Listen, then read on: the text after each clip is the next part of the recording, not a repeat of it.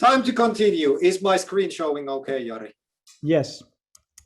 I'm continuing where you left. All right. And I'm talking about uncertainty, talk about Earth Day here.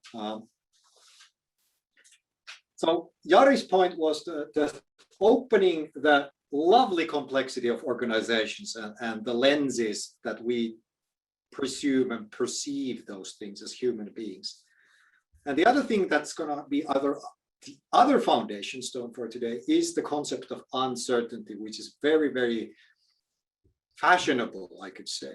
And by this, I mean the kind of the organizational or even business uncertainty that I'm sure everybody's more or less familiar with. All of these things that seem to be causing that things are not as certain as we would have wanted as individuals or businesses, as organizations. I'm going to quickly go through all of those. But just to make sure that's not even the worst of it. The worst of it is, of course, is that we have these big things going for about uncertainty. But in addition, we have like things coming up and popping and, words and technologies and regulation and all of that, that there's so much things in that fog that we don't even have time to figure out, are they important or not? And then this happened. So if you weren't aware of uncertainty for your organization or your business or your domain, then at this stage, you're pretty familiar with it. That, the world throws you a curveball, and here we are.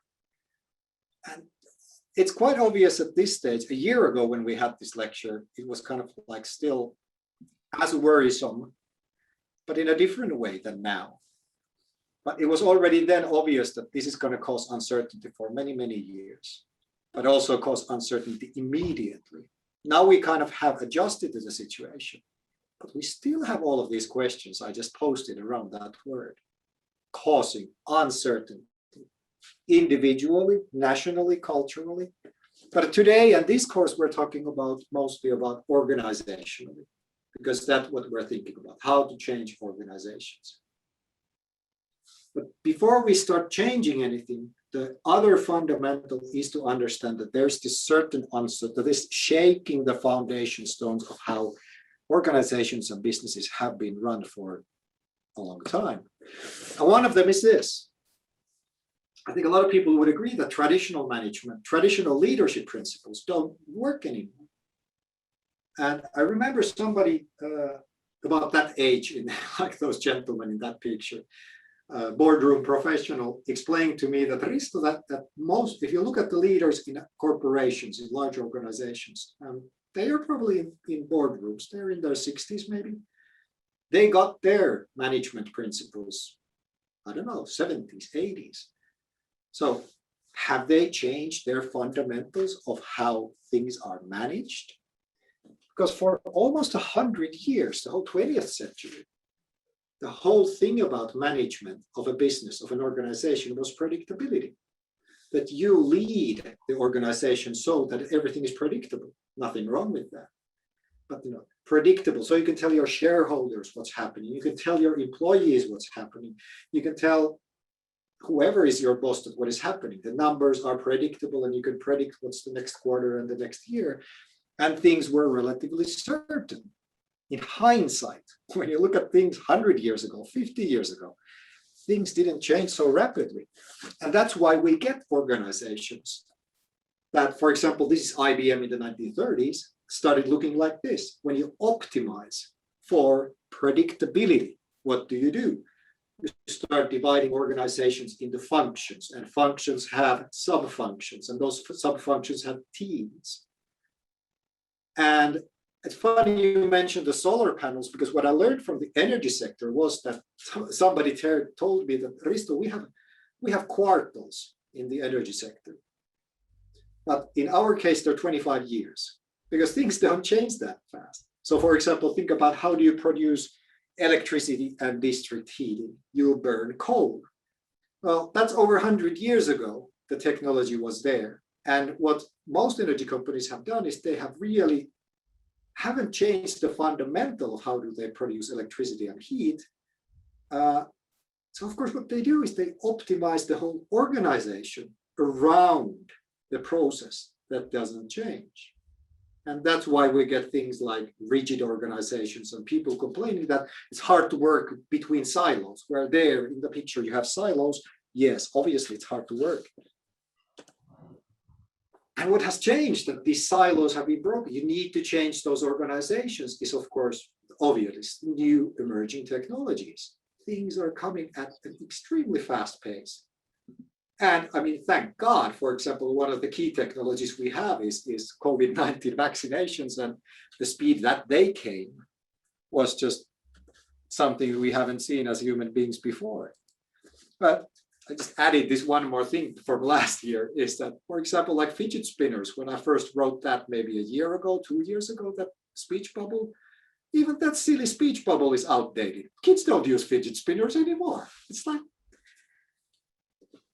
very different from the 25-year quarters. And what have organizations done? And this is where I imagine that if you are working in any kind of change situation, or thinking you're maybe a designer, organization designer, or leadership, at the back of your mind, or maybe right there in your desk, the job that you are doing is, how do we innovate fast? How do we change fast? How do we come up with new products, new services, new campaigns as fast as possible? Fast time to market, fast innovation. Those have been the things for the past 5, 10 years, and they will be. One way to look at this is that this is a response to the uncertainty. Because imagine, this is obvious. But if you don't know what's behind the fog, what you need to do is to renew yourself at a rapid speed. So as you progress, how fast does your organization react? And what's at the very front line of a typical business organization? R&D, innovation, products and services, the stuff that is provided to the customers. And that's kind of the background. Now, if we take this as given, this is a typical situation we find ourselves in, that we are in a very reactive mode. Something happens and we need to react. Something happens, we need to react there. New market comes, poof, new product from competition, poof, new regulation, poof, global pandemic, poof. And I'm sure there's many of you in the audience at the moment are like, yeah, that's my job. Kind of fun, but not year after year. And then thanks to the pandemic, we already know that actually a lot of organizations are pretty fast. I just put up together a bunch of pictures of what has happened in the past year.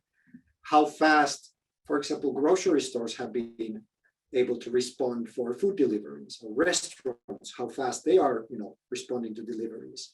The whole vaccination has been an enormous example of fast reaction on a much more bigger level than a single organization. Schools, how fast have schools reacted to remote teaching and remote learning, and so forth. So actually, as a kind of an academic, the past year has been an amazing lesson of how organizations react. But typically when you talk about and listen to people doing this kind of work, one of the things that pops up are the legacy structures.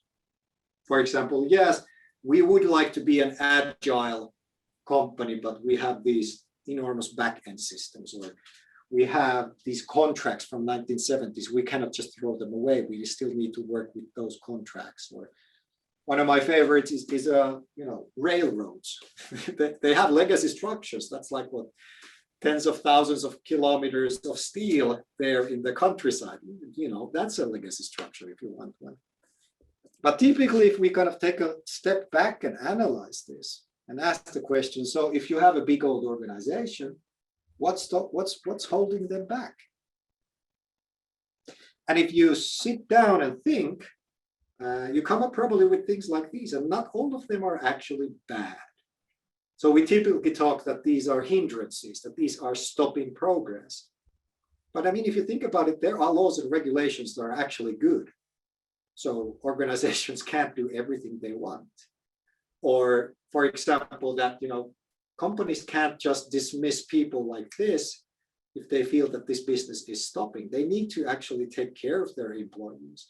Just here in Finland was the big news of shutting down another paper plant, paper factory.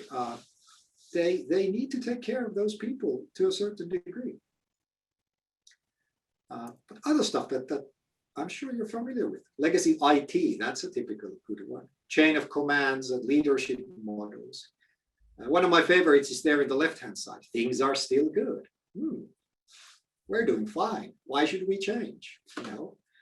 That's a legacy. If company has been doing quite well. When I was younger, I studied Kodak, the biggest film photography company on the planet. The problem with them in hindsight was that they were just doing too good. They didn't realize what was happening.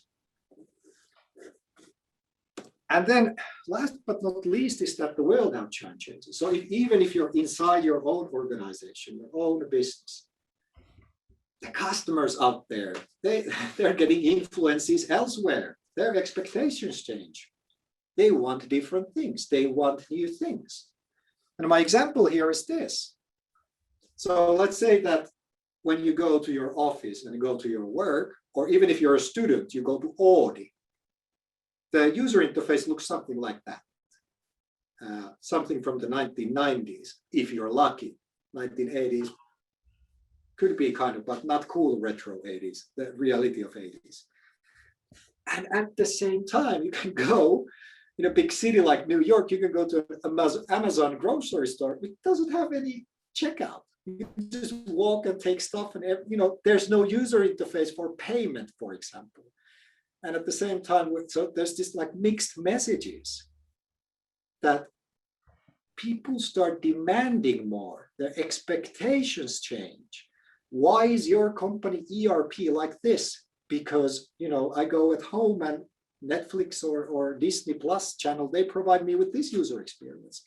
What's wrong with your ERP? Sounds simple. Yeah, it is that simple. So, of course, it begs the question then, as leaders, leaders in a formal position, but also leaders as a thought leaders or change agents. How do we lead in this? How do we lead through the fog? And how do we organize ourselves? Put it very simply, what do I do? Maybe you have been given a task to, make our division more agile. Okay, now what do I do? How do I do that? We're hoping this course helps you out with that. Is this all new under the sun? Is this like, whoa, never in human history has, no, it's not all new. The good news here is that handling strategic uncertainty and everything that Jari has just presented and talked about is pretty well-known stuff. This has happened before. Not precisely in this situation, not under a global pandemic with the internet and everything. No, that's new stuff. But as human beings, as organizations with human relationships, as social constructed organizations, as every different lenses that Jari presented, there's a lot of same things going on that we can learn and we can study and we can build on top of. And we'll get back to this next week.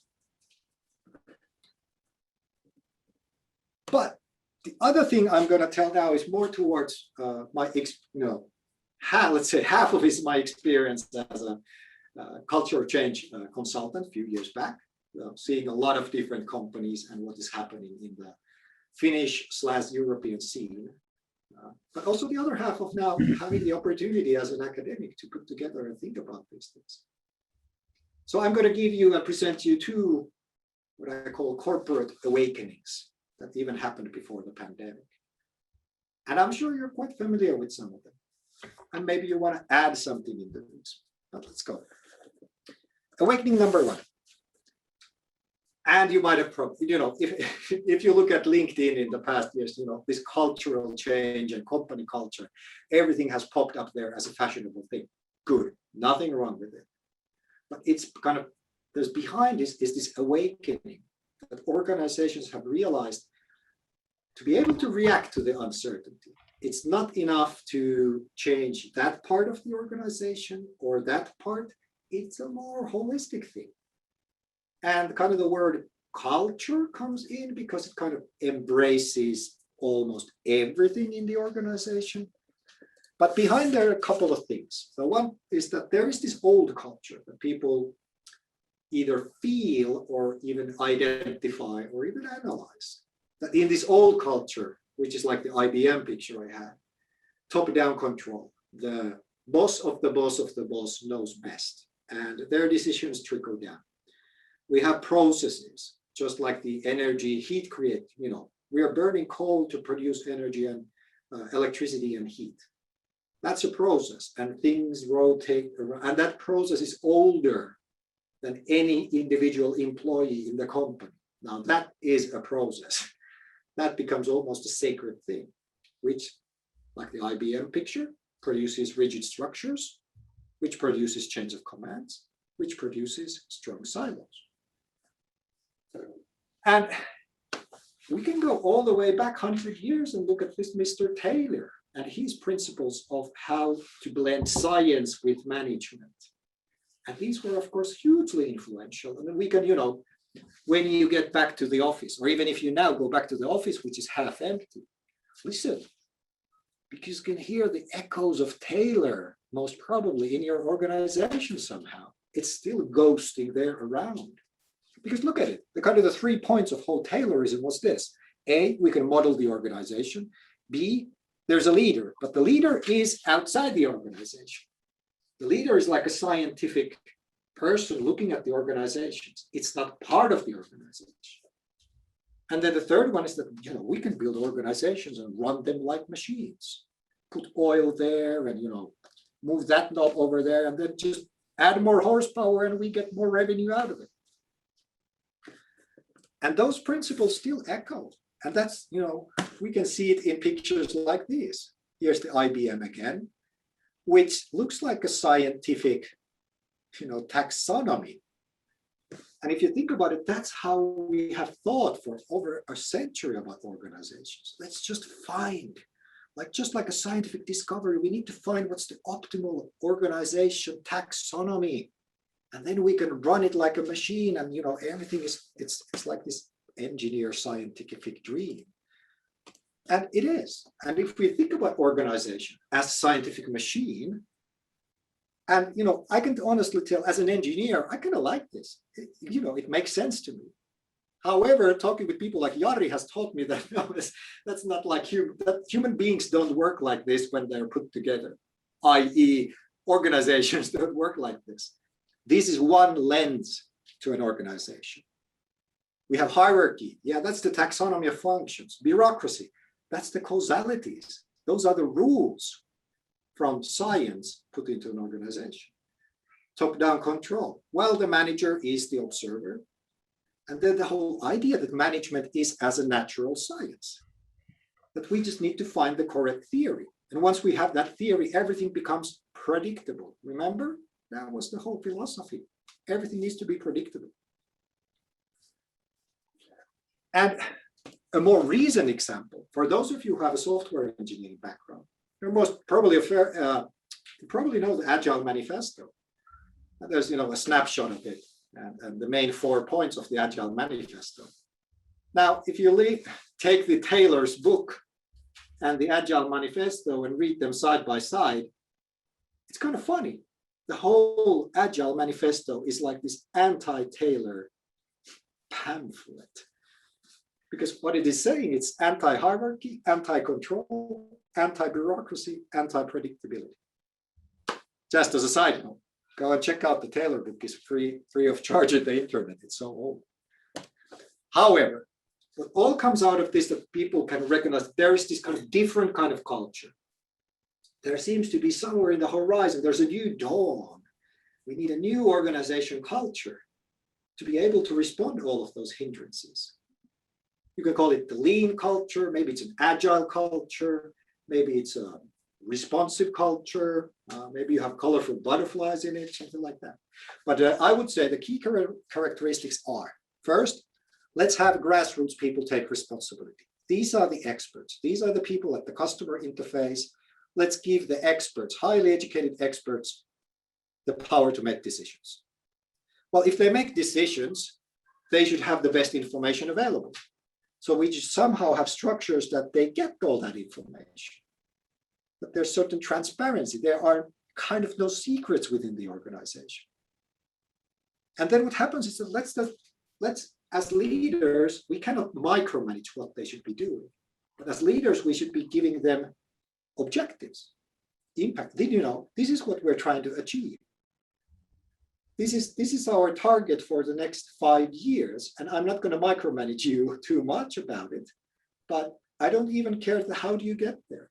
So that's what I mean by focusing on the end result, rather than how do we get there. Let's give that to those individuals.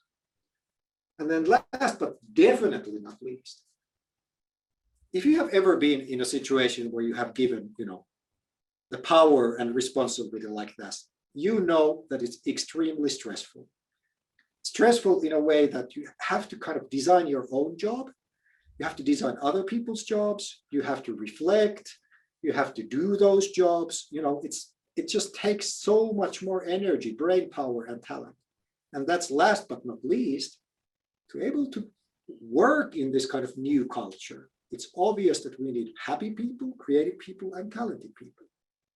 And that's why, if you've been noticing in the past years, there's been so much discussion about the individual, the well-being. Obviously, now we're talking a lot about people's well-being and how do you create these happy workplaces, meaningful workplaces, and so on.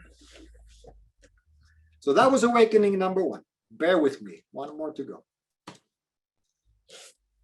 Now, if number 1 was that culture, that's the key word. Yeah, we need to change the culture. Now, let's take that for granted. So what do we change then?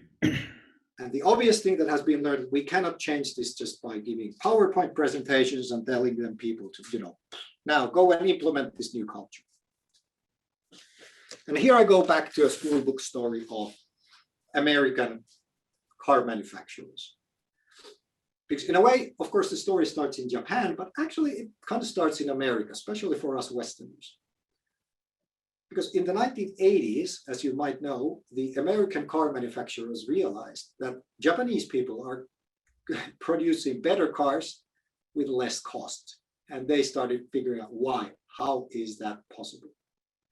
And that's kind of the opening to the whole lean production, the whole stories about Toyota and Toyota lean and so forth, and how the individual worker had a lot of autonomy in the factory floor of how do they want to run their jobs. That's where we get all these words like Kanban and Kaizen, Japanese words. They come already from the 1970s when the Japanese were developing their processes about it. And then the Americans found it in the 80s, and then they brought it more into the Western academic and business culture. I'm going to pick one person from this story, and this person is John Shook. And he was working for the American car manufacturers. And they sent Mr. Shook to Toyota factory to study what is going on. And he spent there a year. According to the story, he didn't know any Japanese when he went there. I guess the story doesn't tell if he knew any Japanese when he left, but I would imagine a little bit. And this picture I take from his findings. So his findings, which are relevant for us still today in 2021. What he realized was that the American company culture was more on the left-hand side. That you have the men sitting in the boardroom deciding that this is our company culture. And then, telling their people working under them, these are our values and attitudes, and then telling the employees, this is what we do. So a top-down process. But what he realized, the kind of the gist of the whole lean production process was, no, as a leader, you don't do it like that. You go the other way around. You actually go there and look at what do people do. That this is how you build a culture. And you start helping people to do the right things, practical stuff, hands dirty, building a car. And you change the way that people do things, their behavior. And that way people start realizing and getting certain attitudes, certain values. And then when you have many, many, many, many people sharing those attitudes and values, that's how the whole culture pops up and emerges. So you get a kind of the culture comes from literally from the doing up. And let's put this very simple. Uncertain, that's where I started. Okay. By definition, it's something I can't plan. I cannot do something, it's not predictable. Uncertainty isn't predictable. So I, as a leader, need to do something different. So if I can plan it, I need to build through it. I need to start doing stuff and be able to react really fast. So I must build stuff and a responsive company culture. Okay, fair enough. And then there's this whole culture. What do you mean by culture? Culture is a big word. It can mean different things. Well, what we learn is let's talk about the culture of doing. Let's look at what's the culture of actually doing stuff in our organization. How do people work? What are their tools? Or now we can pick up John Shook's lessons. Doing is routines and tools. So kind of imagine as an analogy or a metaphor, the car manufacturer, when they're like putting parts into the car, that's very hands-on work. They have certain tools and they have certain routines. So a typical exercise that if we had time would be that you start talking with your colleagues. What are the routines we have? What do we actually do when we do our work in our team? And then start looking at those things.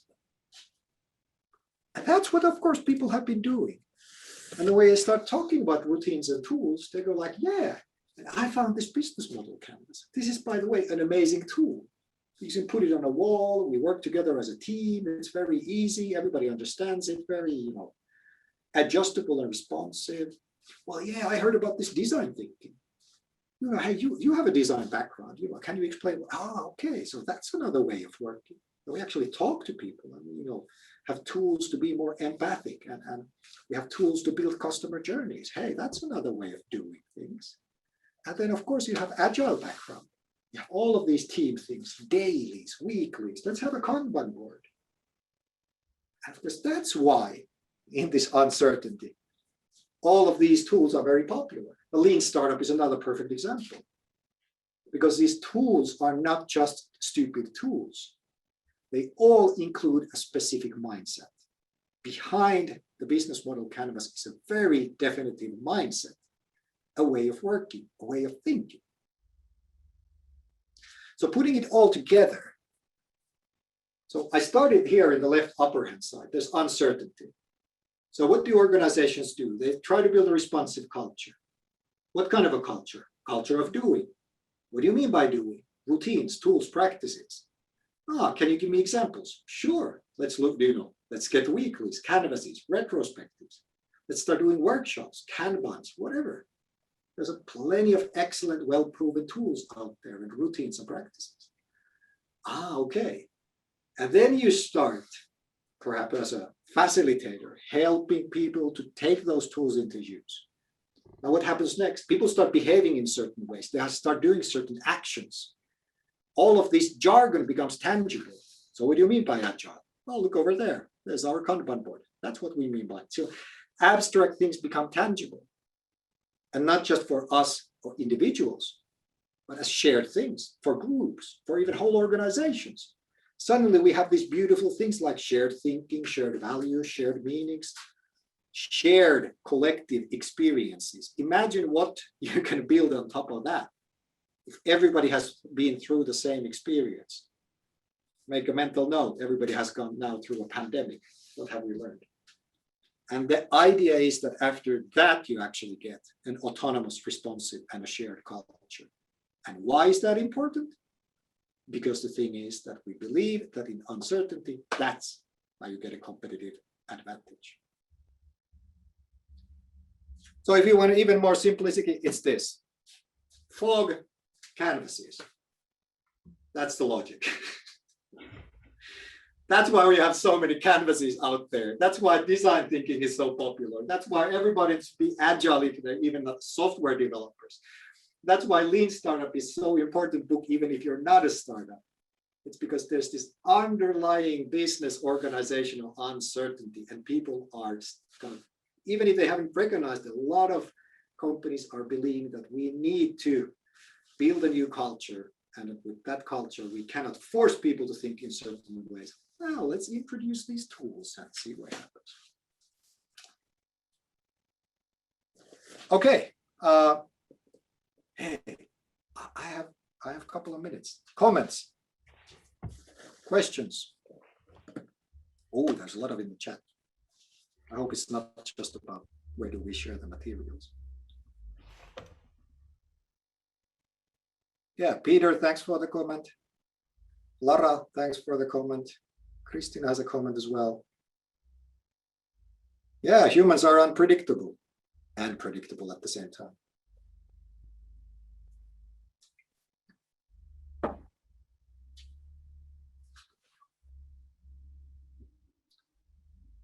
Tools are only tools. Yeah, Iana, you have a really good point. You're saying that tools are only tools if people do not truly understand why they use them. Exactly. And I've seen it so many times. I'm sure you have seen it as well, that people, let's say, actually, I just talked with a colleague of mine before this lecture, and he was telling that he's running these trainings for leadership.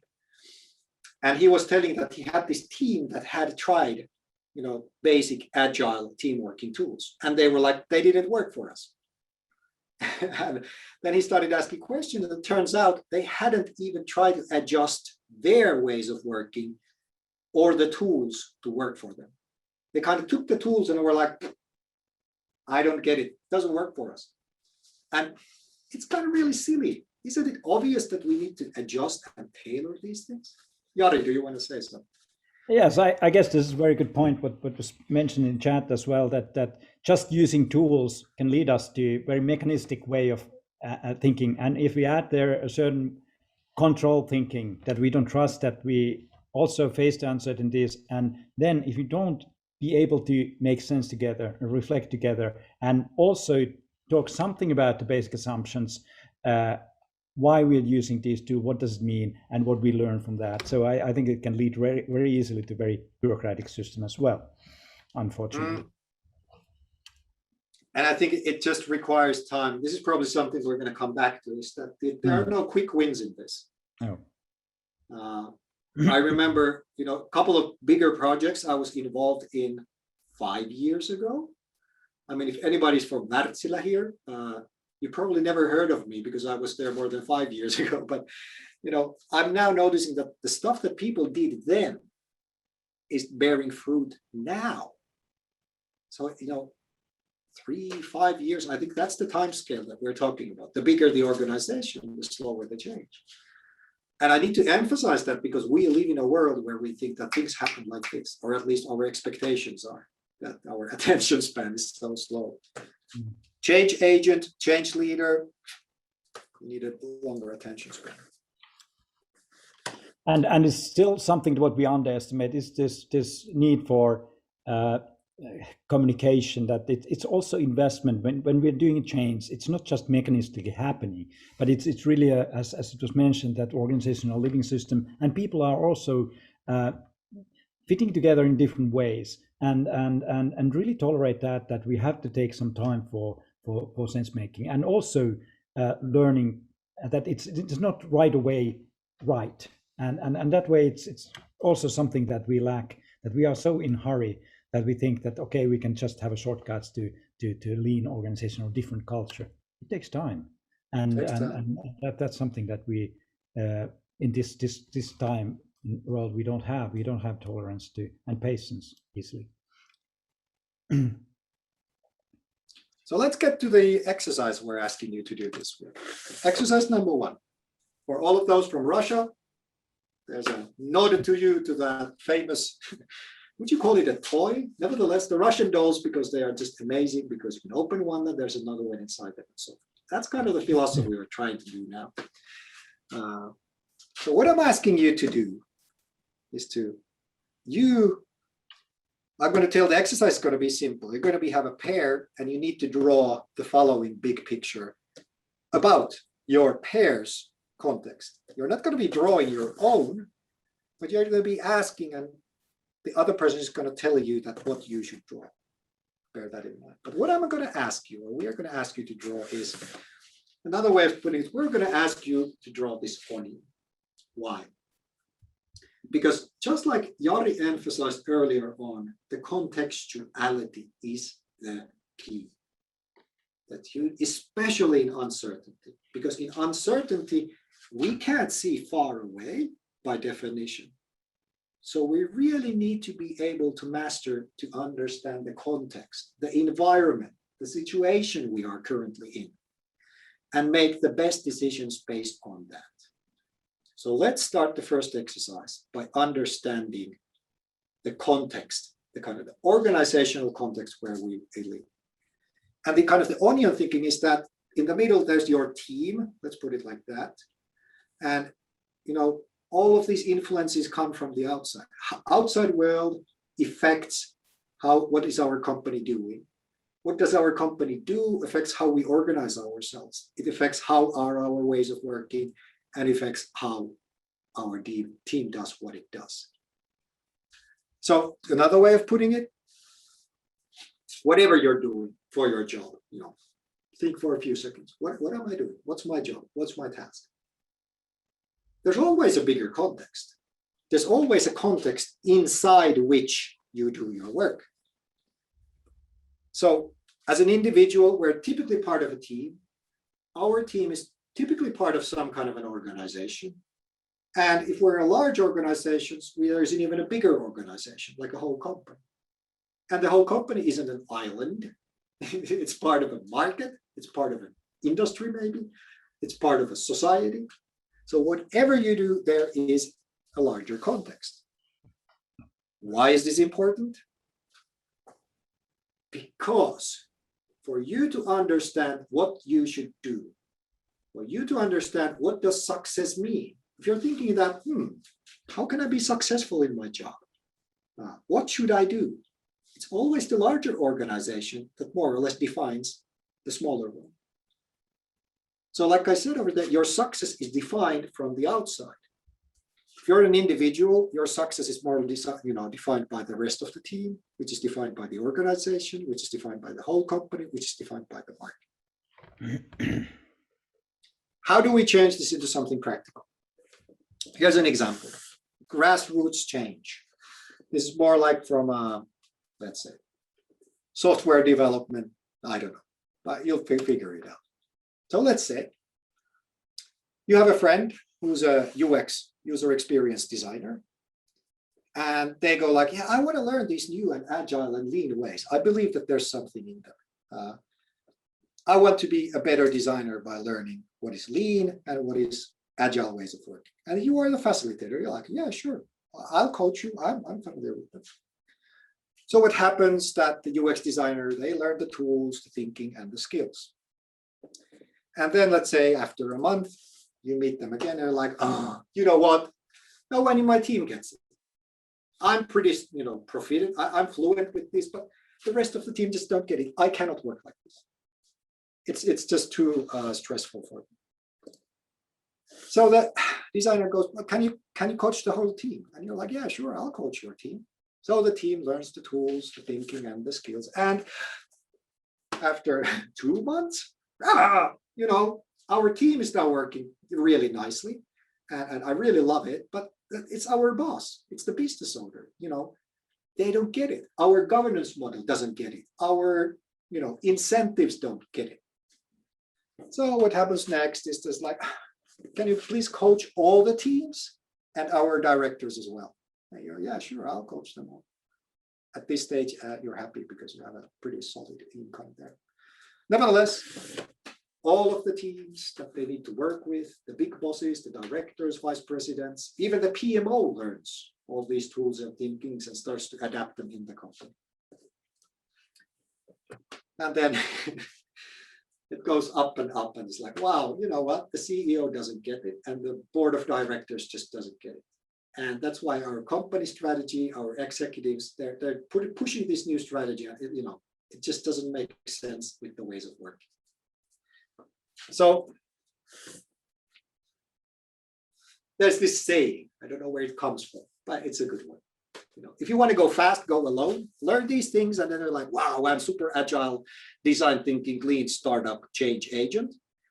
But if you just like referring back to the points we made about taking time, if you want actual change, you need to take other people with you. And you need to understand the organizational context where you work in. Because the next layer of the onion defines the success of the smaller layer of the onion. And this also gives kind of an idea that we have different levels of facilitation. I mean, if you're a facilitator for an individual person, maybe you're more like a mentor. You're more about helping this individual.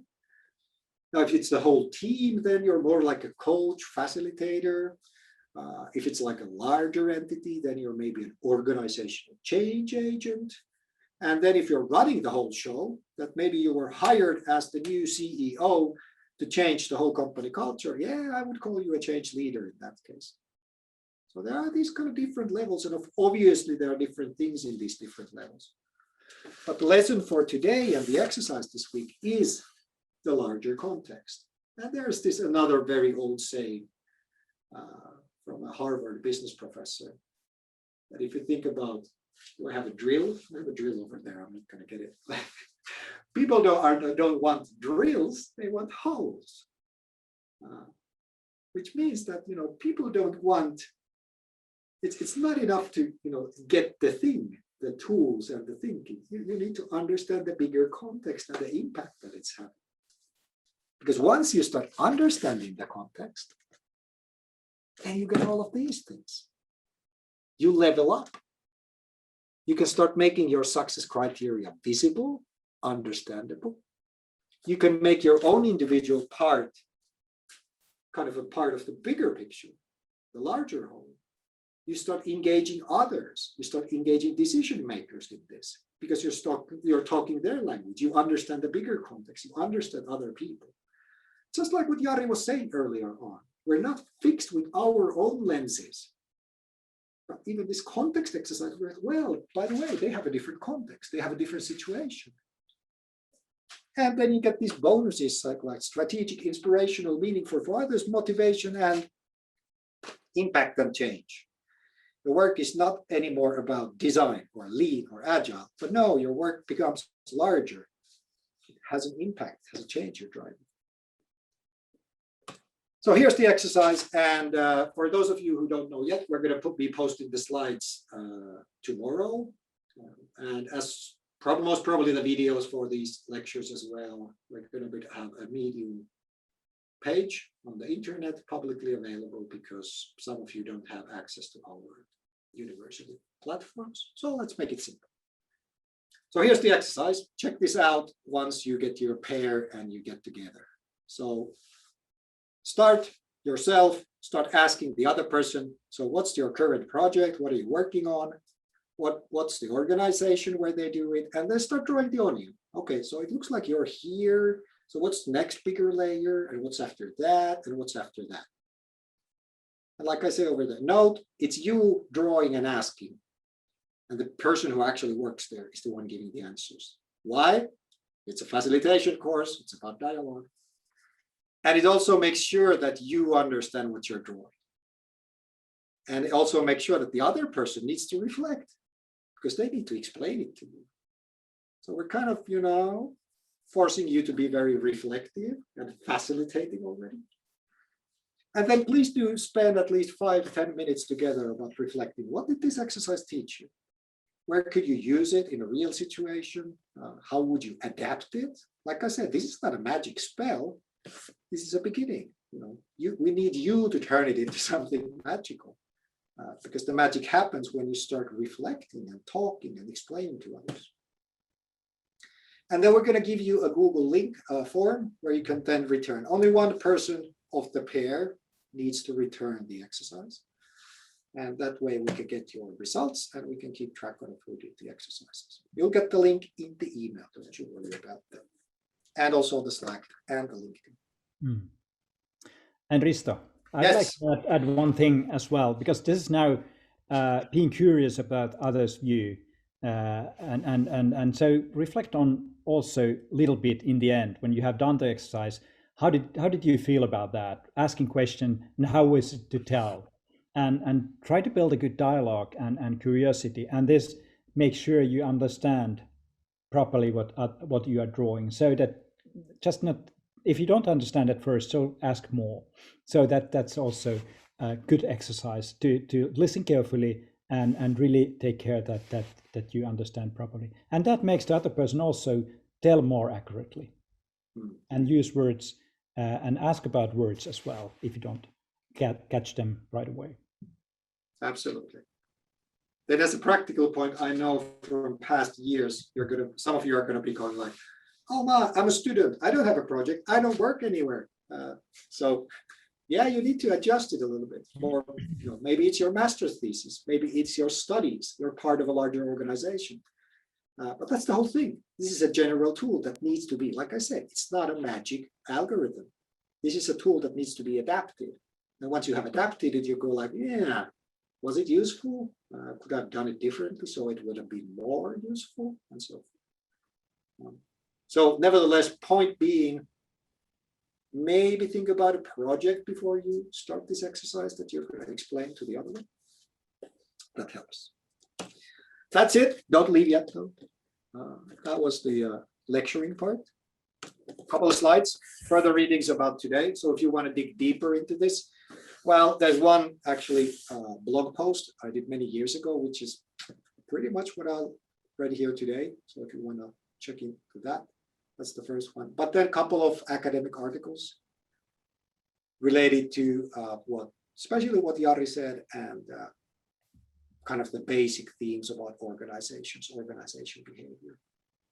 And then something we haven't advertised much yet, but last year when we gave this lecture, everything we did last year is already there. So there's this online handbook we created, which you can find behind that webpage, which has all of these lectures in videos, slides, links, everything. So if you want to cheat, you can go and see what we're going to be talking about. However, we do change the slides. We're not giving the same talks exactly. And here's your checklist before leaving this lecture.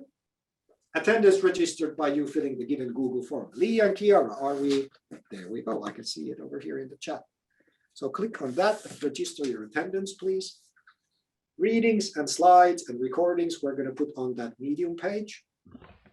It should be already up and running. There's just one post. We're going to put another post called Lecture 1. So you're going to be finding all the materials there. Lee and Kiara are going to send you the email tomorrow for the students and the actives. And if you have any questions, well, we're going to be here for a couple of minutes. So, just ask face to face. No problem. Otherwise, follow those channels and use that email. And I don't know. I feel that I've done something wrong. I'm 5 minutes early. This is not typical of me. Process has improved. Yeah. Okay, but super thanks to all of you. We were over 200 people. That's very nice. And if you want to leave any comments there or say something aloud, then go for it. William is asking, where's the Google form? It's there in the chat. It should be, yes. Yeah, but I'm sure you're going to get an email, and if you go to Slack and LinkedIn, everything's going to be there as well. Thank you, Risto and Jari, and Lee and Jari. See you next week. See you. Thank you. See you, Emma. Cheers. Bye. Thank you. Thank you. Cheers. Thank you. Bye bye. See you.